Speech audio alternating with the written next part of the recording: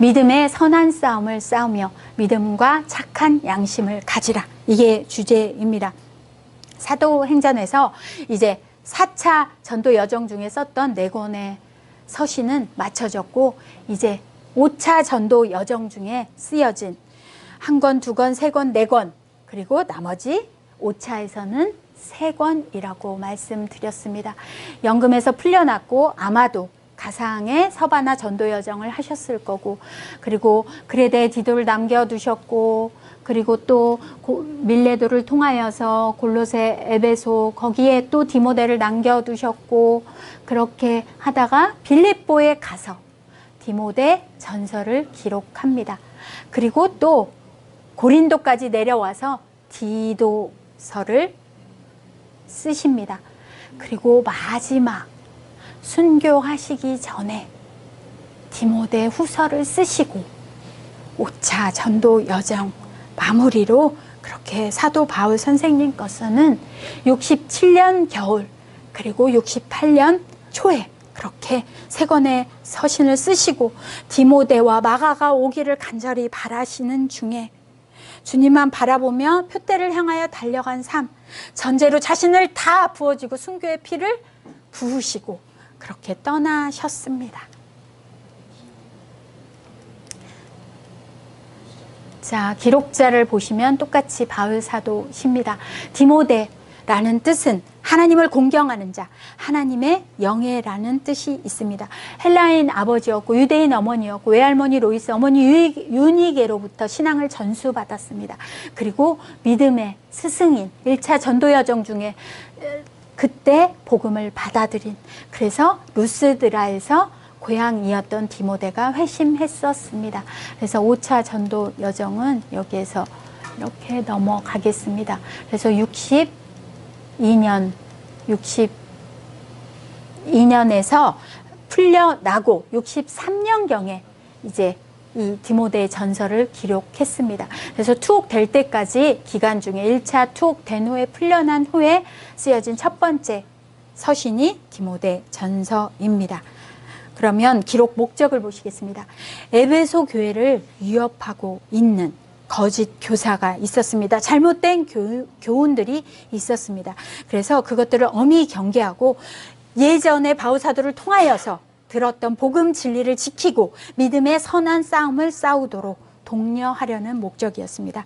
그리고 교회 내 일꾼들을 선정할 때 어떻게 하면 올바른 기준을 세워서 지도자를 잘 세워야 교회를 견고히 세워갈 수 있기 때문에 그렇게 일꾼 세우는 기준을 제시하고 목회자로서 교회에서 어떻게 행하여야 될지 어리고 그리고 무엇보다도 마음도 여린 디모데 제자에게 그렇게 목회자로서 영적인 생활도 교훈하고 육적인 건강관리나 성도를 대하는 태도까지 마치 아버지가 아들에게 세세히 권면해주듯 그렇게 사랑으로 권면해주는 책이 디모데 전서입니다. 그리고 우리 구주 하나님과 우리의 소망이신 그리스도 예수의 명령을 따라서 사도가 되었다고 합니다. 다시 사도라는 고백을 합니다. 에베소 교회가 또 복잡하고 시끄러우니까 그래서 사도임을 고백하면서 우리는 바로 진리의 말씀과 경건에 관한 교훈을 따르면서 믿음과 선한 양심을 지켜야 한다고 독려하는 것입니다. 왜냐하면 거짓 교사들은 헛된 말, 거짓된 지식을 전했습니다. 그리고 이들은 바로 성령이 아닌 미혹의 영으로 인간에게서 기원되어진 그런 잘못된 교훈을 그렇게 권했습니다. 그래서 하나님의 교회에 진리를 보전하고 전수하고 선한 싸움을 계속적으로 싸워 나가도록 주신 책이 디모데 전서입니다. 그래서 3장까지 앞부분에서는 교회 생활에 대한 가르침을 줍니다. 다른 교훈이 있으니 경계해야 되고 기도에 대해서 가르치면서 질서에 관해서 알려주고 그리고 교회 직분자 자격을 통하여서 지도자를 어떻게 세워야 될지 그리고 사역자에 대한 가르침을 주는 게 후반부입니다. 그래서 믿음의 선한 싸움을 싸우며 믿음과 착한 양심, 선한 양심을 가지라고 권면합니다. 그래서 먼저 교회 생활에 관한 가르침을 보시겠습니다. 다른 교훈에 대해서 경계시키고 있습니다. 다른 교훈 중에 신하와 끝없는 족보에 몰두하지 말라고 합니다. 왜냐하면 복음을 주신 바른 교훈의 목적이 있습니다. 청결한 마음, 선한 양심과 거짓이 없는 믿음에서 나오는 사랑입니다. 사랑을 기초하지 않는, 그리고 무엇보다도 서로 겸손히 하나 될 수 있는 깨끗한 선한 양심, 청결한 마음, 그리고 거짓 없는 그런 순전한 믿음에서 나오는 사랑, 그게 바로 하나님께서 주신 진리의 교훈입니다. 신화와 끝없는 족보는 오히려 잘못된 아브라함, 모세, 대사장들 중심으로 족보를 자기들이 다 새로 만들어서 자신들이 그 후예고 정통이라고 하면서 이렇게 잘못된 족보, 끝없는 족보를 통하여서 신화를 통하여서 이 귀한 복음으로 준비되어졌던 에베소 교회를 흔들고 있었던 그 상황이었습니다. 그 거짓 교훈에서 빼내올 수 있는 것은 바른 진리를 다시금 검토해주고, 그리고 지도자를 바로 세워야 했습니다.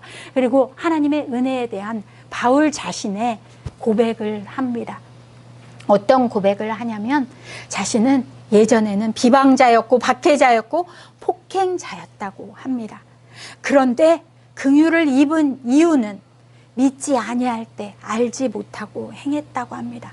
자신은 율법에 열심히 있어서 그렇게 교인들도 핍박하면서 박해하면서 달려갔는데 그게 알지 못했기 때문에, 바로 믿지 못했기 때문이라고 합니다. 그런데 우리 주님의 은혜, 예수 그리스도 안에 있는 믿음과 사랑과 함께 넘치도록 풍성한 그 은혜 속에 자신이 변화받은 것으로 끝난 게 아니라 그 대적자, 박해자, 폭행자, 이 죄인을 하나님의 복음을 전하는 직분자로 세워주셨습니다. 왜냐하면 그리스도 예수께서 죄인을 구원하려고 세상에 임하셨기 때문입니다. 그래서 자신을 뭐라고 고백하냐면 죄인 중에 괴수라고 합니다.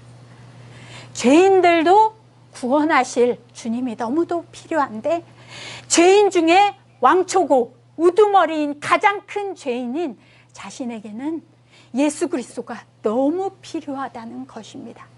그래서 그렇게 만나주신 주님이 긍휼을 입어서 이제 오래 참으심을 통하여서 주님을 믿어서 영생을 얻는 자들, 죄인 중에 최고 우두머리도 구원받고 이렇게 사명을 감당하는데, 누구건 그 본을 따라 영생 얻는 자들이 될 수 있다는 것. 한 명이라도 자신처럼 대적하는 자가 돌아오기를 바라는 마음으로 자신의 죄악된 삶부터 변화받은, 새로운 삶으로 변화받은 그 믿음의 고백, 은혜의 고백을 하는 것입니다. 그러면서 디모데에게 권면합니다. 어떤 것이 아니라 우리가 살아가는 신앙생활은 그저 기도하면 다 잘 된다가 아니라 선한 싸움을 싸우며 믿음과 착한 양심을 가지라고 합니다. 우리의 삶은 하나님의 전신갑주를 입고 선한 싸움을 계속 싸워나가는 영적인 전쟁터일 수밖에 없습니다. 후메네오 알렉산더가 그토록 같이 믿음 안에 있었던 자들이 대적한 자들도 있고, 그렇지만 또 이 오네시보로라는 분은 믿음으로 계속 사랑으로 찾아와준 그런 지체들도 언급합니다. 누구들은 출교했지만 혹시라도 이들도 돌이킬지 그런 사랑 안에서 권면했던 모습이 나옵니다.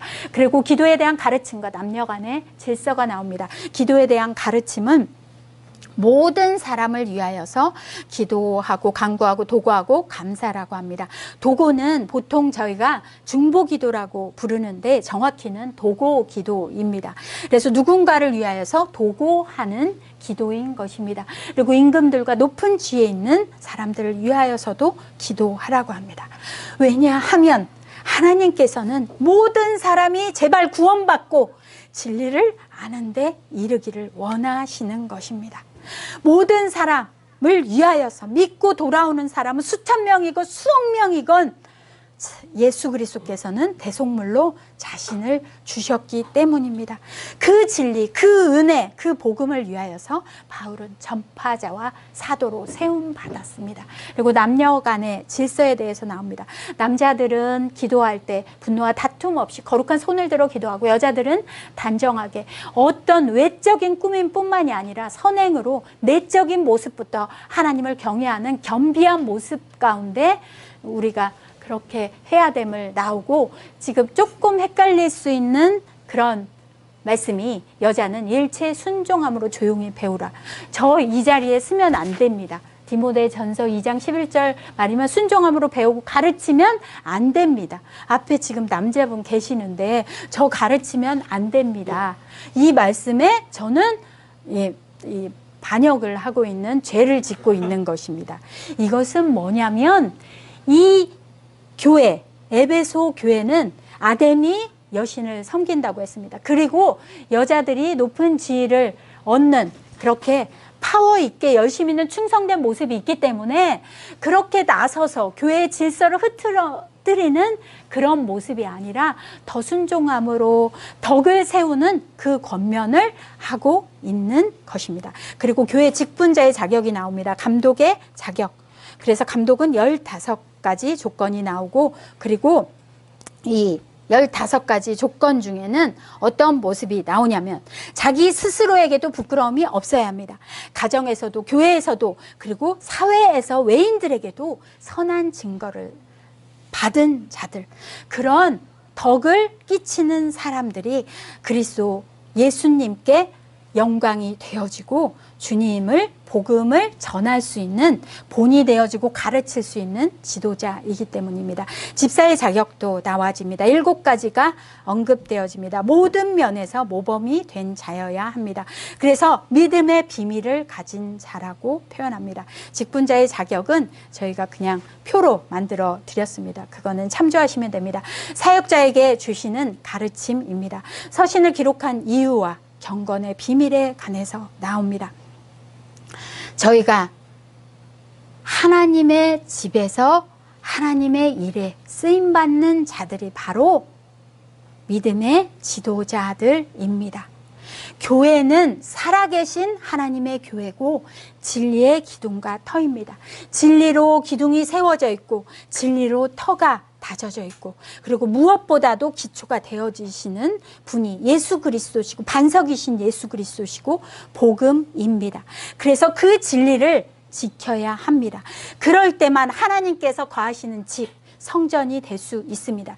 교회 공동체는 하나님의 가족들이 질서와 조화와 사랑 가운데 그렇게 함께 어울리는 그런 마당이기 때문입니다. 그래서 경건의 비밀은 예수 그리스도이십니다. 육신으로 나타난 바 되시고 영으로 의롭다 하심을 받으신 그 예수 그리스도, 그분만이 복음이시고 그분만이 진리시고 그분만이 모든 우리 신앙생활의 기초가 되어집니다.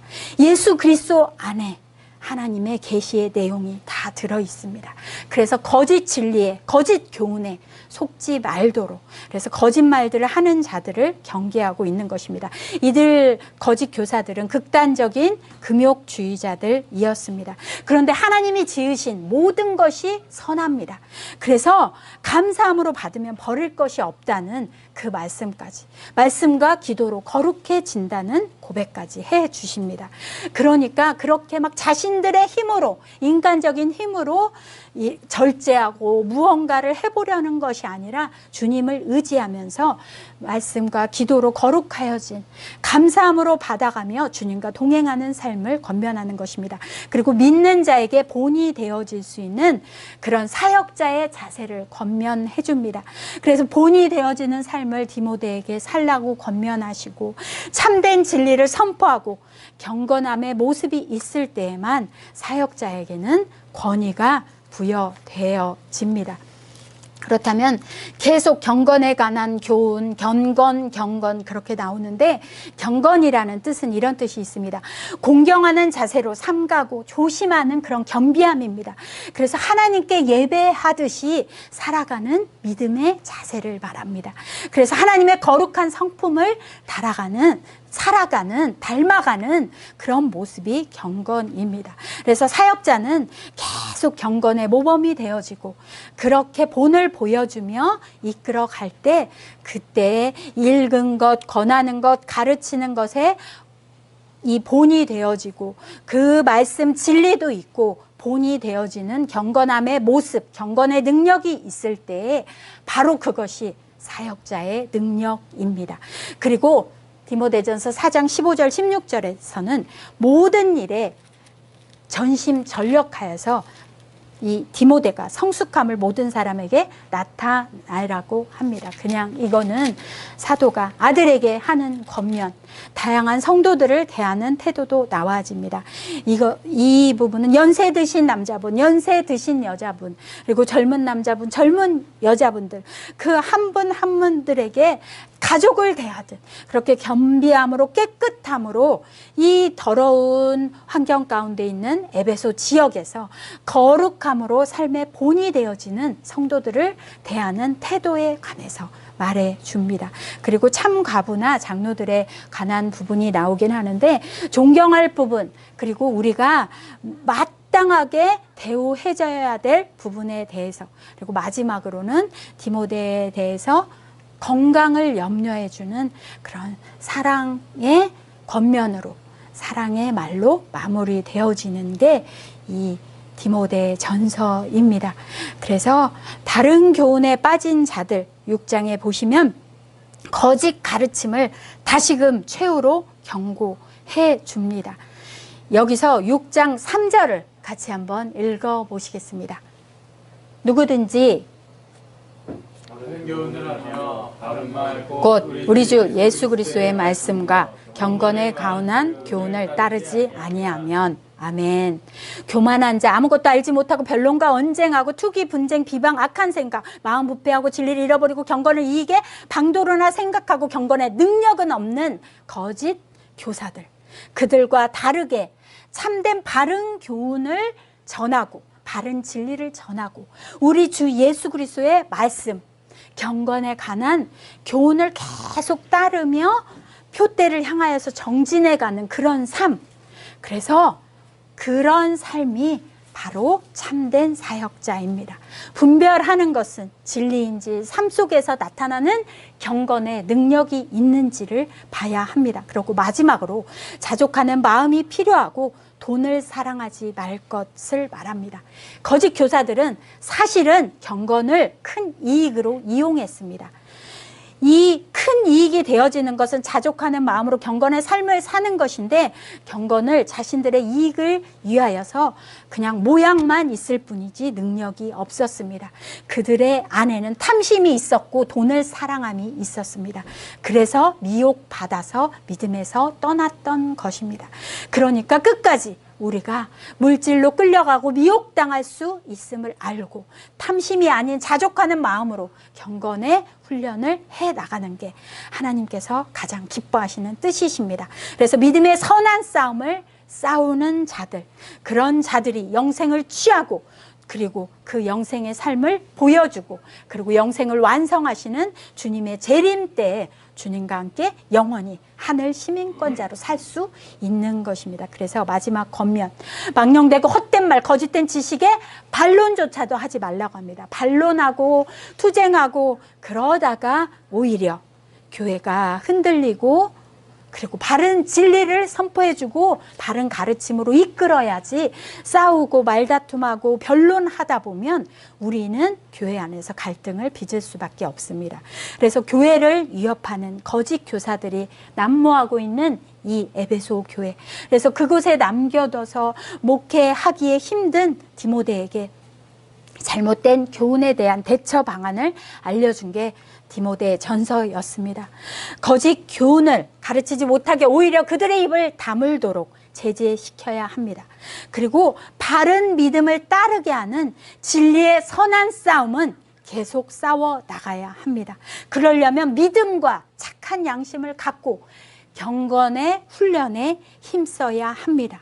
그리고 지식만이 아니라 삶 속에서 본이 되어지는 경건의 능력이 바로 진리를 보존해 갈 수 있는, 계속적으로 복음을 가르침으로 전수해 갈 때 하나님의 집을 잘 다스리는 견고한 교회가 세워질 것입니다.